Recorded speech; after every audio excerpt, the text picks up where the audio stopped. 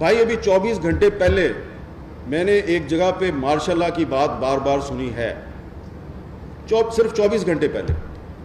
اور اگر میں سمجھتا ہوں کہ اگر آپ نے پاکستان میں دوبارہ ایسے حالات پیدا کیے سیاسی جماعتوں نے یا کسی اور نے اور مارشاء اللہ لگ گیا تو اس سے پاکستان کو نقصان ہوگا. مارشاء اللہ نے ہمیشہ پاکستان کو نقصان پہنچایا. پاکستان جب ٹوٹا تو مارشاء اللہ تھا. آپ کہتے ہیں کہ جو ایسٹ پاکستان میں آپ کی ڈیفیٹ تھی، ملٹری ڈیفیٹ نہیں تھی، پولیٹیکل ڈیفیٹ تھی. چلے مان لیتے ہیں پولیٹیکل ڈیفیٹ تھی. پولیٹیکل ڈیفیٹ اس لیے تھی کہ شیخ مجیب الرحمان کے خلاف پاکستان آرمی کا ایک فوجی جنرل غلام عمر جو ہے اس نے ایک سیل بنایا ہوا تھا اور وہ شیخ مجیب الرحمان کے سیاسی مخالفین میں پیسے بانٹتا تھا. جیسے بعد میں 88 میں بھی IGI بنائی گئی اور پیسے بانٹے گئے اور اس کے بعد بھی پیسے بانٹے گئے تو 1970 کے الیکشن میں یہ کام شروع ہوا، پولیٹیکل انٹرونشن، اور ابھی تک یہ سلسلہ چل رہا ہے. تو شکر ہے کہ 1970 میں پاکستان کا میڈیا آزاد نہیں تھا، ورنہ آج آپ نے کہنا تھا کہ وہ پاکستان جو ہے وہ انڈیا نے نہیں توڑا تھا، وہ پاکستان کے میڈیا نے توڑ دیا تھا. آپ نے یہ کہنا تھا. میں بار بار کہہ رہا ہوں صرف حکومت تبدیل ہوئی ہے، میڈیا کے حالات تبدیل نہیں ہوئے، یہ پارلیمنٹ کے حالات بھی تبدیل نہیں ہوئے. یہ دیکھیں یہ کامران مرتضیٰ صاحب یہ سینٹ کے ممبر ہیں، یہ سپریم کورٹ بار ایسوسی ایشن کے سابق صدر ہیں. انہوں نے اور اعظم نذیر تارڑ صاحب نے مل کر ایک کوشش کی اور پارلیمنٹ کی جو کمیٹی ہے فار انفورسڈ ڈسپیرینسز، جو لاپتہ افراد پہ کمیٹی ہے، اس کے مذاکرات کروائے جو انہوں نے کوئٹہ میں دھرنا دیا ہوا تھا اور وہ دھرنا ختم کرایا. اور ان بیچاروں نے صرف ان کو 50 لوگوں کی ایک لسٹ دی کہ ان لوگوں کو آپ رہا بھی نہ کریں، ان کو عدالت میں بھی پیش نہ کریں، بس صرف یہ وعدہ کر لیں کہ ان کو آپ نے فیک انکاؤنٹر میں مارنا نہیں ہے.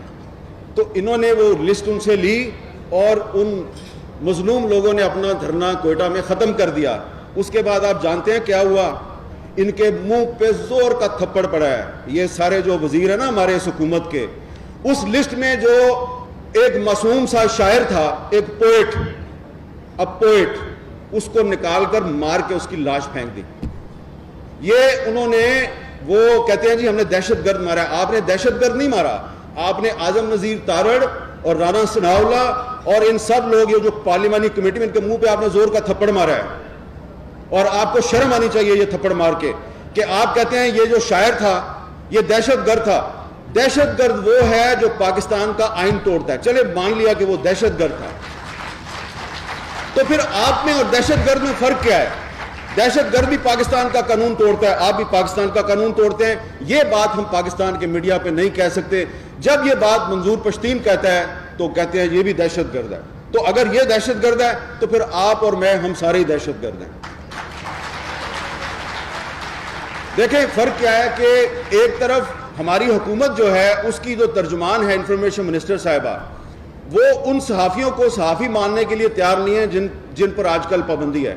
تو دوسری طرف جو عمران خان صاحب ہیں وہ کہتے ہیں وہ سلیم صافی جو ہے وہ سلیم صافی نہیں، وہ سلیم لفافی ہے. اور غریدہ فاروقی صاحبہ، ان کے بارے میں کتنی قابل اعتراض زبان استعمال کی. دونوں میں کوئی فرق نہیں ہے. یہ جو اس وقت حکمران اتحاد ہے، آپ دیکھیں یہ بھی وہی کام کر رہے ہیں جو پہلے عمران خان کر رہا تھا. تو اس لیے آسما جاگیر کانفرنس جو ہے اس کے پلیٹ فارم سے ہم یہ مطالبہ کرتے ہیں کہ وہ پالیسیاں جن کی وجہ سے پاکستان کا میڈیا جو ہے وہ ورلڈ پریس فریڈم انڈیکس پہ مسلسل نیچے آ رہا تھا، آپ ان پالیسیوں کو ختم کریں. یہ مطالبہ ہم اس لیے کر رہے ہیں کہ آپ ان پالیسیوں کو آگے بڑھا رہے ہیں اور آپ کو اس میں کوئی نہ ندامت ہے نہ شرم ہے، بلکہ آپ کہتے ہیں کہ ہمارے ملک میں تو پاکستان کا میڈیا آزاد ہو گیا. عمران خان کے دور میں میڈیا آزاد نہیں تھا.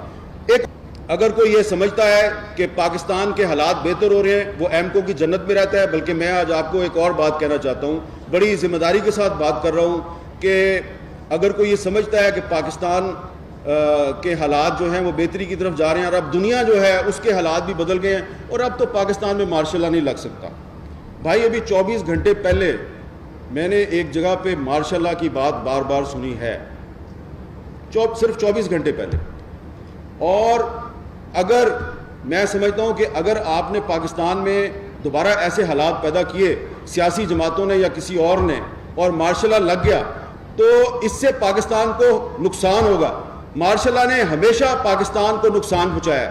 پاکستان جب ٹوٹا تو مارشاء اللہ تھا. آپ کہتے ہیں کہ جو ایسٹ پاکستان میں آپ کی ڈیفیٹ تھی, ملٹری ڈیفیٹ نہیں تھی, پولیٹیکل ڈیفیٹ تھی. چلے مان لیتے ہیں پولیٹیکل ڈیفیٹ تھی. پولیٹیکل ڈیفیٹ اس لیے تھی کہ شیخ مجیب الرحمان کے خلاف پاکستان آرمی